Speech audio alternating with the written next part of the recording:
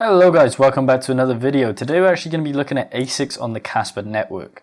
So this new video just came out from redpandamining. This is literally on the cutting edge of it coming out. I just saw it and I thought I'd make a video around it because it was talking about the KS2 IceRiver ASICs. So there was a theory, as we can see here, this is the whole range of KS0, 1 and 2 IceRiver ASICs. So redpandamining got this IceRiver ASIC around 12 days ago, and he was just testing it out on a network, and there was a theory that it wasn't actually producing the profits that it said it was. In this video he actually goes over the connections to the server. So the theory was that it was actually renting hash rate from another server and cloud mining it into this server on the Kaspa other end of the pool, and to do this it would have to go through two servers, but there's only one server showing up, and that's the pool server, and then redpandamining's home server that it's connecting to as well. So this kind of proves that these IceRiver ASICs are real and they do produce the profits that they are producing. Now when we actually looked at the profits, we can go over to hashrate NO. If we click here, we can go to the calculator option, and on the Kaspa I believe that they were making around 2 terahash, which is 200,000 Kaspa. And the wattage on them was 1700. Let's go back to this KS2, so 2 terahash at 1200 watts, sorry. So it's 1200 watts, and the investment was $30,000 if we type it in here. When we click calculate, this gives us a revenue of $1,109 per day in revenue, and then $1,106 in profit. As you can see, the cost of power is 10 cents per kilowatt hour, and the ROI is 27 days. So now that redpandamining has kind of confirmed that this is a real ASIC miner, I'm actually shocked by how efficient they are. Also how much actual profit you can make per day. So for an ASIC that's $30,000, I know that's a lot of money to take the risk on, because we obviously didn't know if it was real or not, but they have sold out at this point, so you can't actually get your hands on one of these KS2s or the KS1 version. If we go back here, it says it's sold out. But to take the risk on this without even knowing was a big risk for a lot of people. Of course, it's sold out now, so a lot of people did buy these, and I'm willing to bet it's going to add a lot of hash rate onto the Kaspa network. However, if you look here, there is one ASIC here that hasn't sold out, and this is the IceRiver KS2, and that's only going for $1,700. This would definitely be a buy if you're into setting up ASIC miners, or you have an ASIC mining operation and you just wanted to start getting into ASIC miners. I know that it says that it's shipping out on June 15th to June 30th, so you have to wait a while. That is the same with the other IceRiver ones. I know redpandamining just got that early.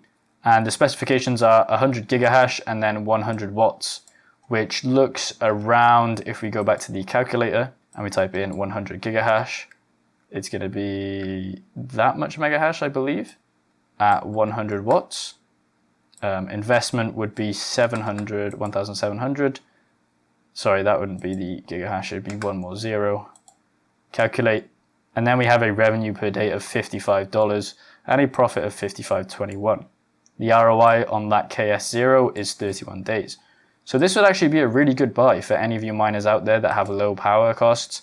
Even at 100 watts, that is insane efficiency from these ASIC miners. And when we look at the K10 Superscaler, which was kind of the first ASIC that we saw for Kaspa mining, I actually believe that it's an FPGA boards in there, because when we check out the efficiency of this, we can actually see it's got 30 gigahash and then 1,700 watts.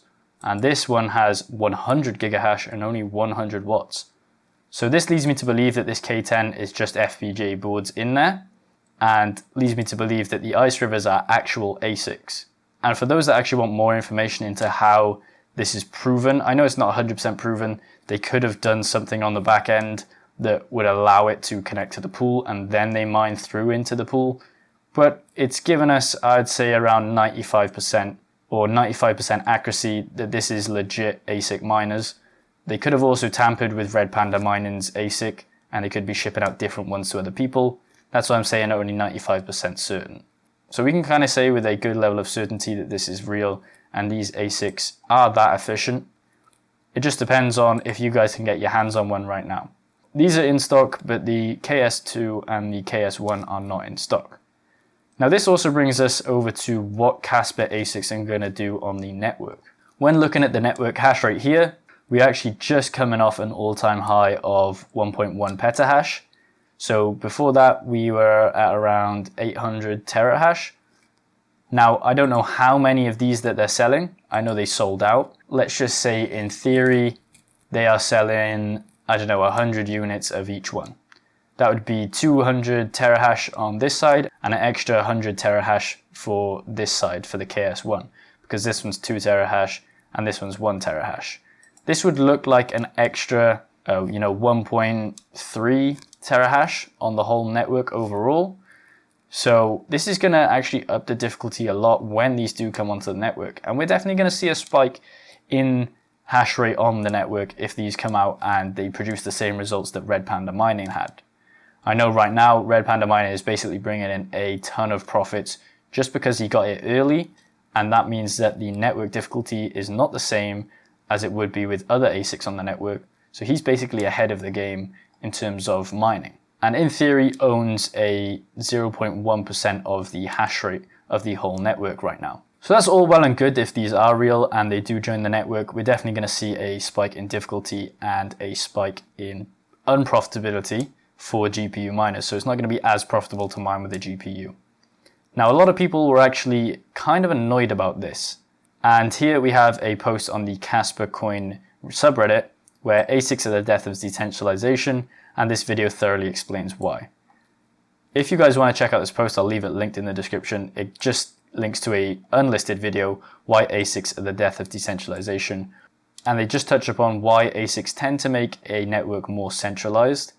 And of course they do, and a lot of ASICs joining the network would collate into more centralization because the hash rate would probably be centered around places like mining facilities, and a lot of people that are big in the mining space would have facilities that they could host these ASICs at.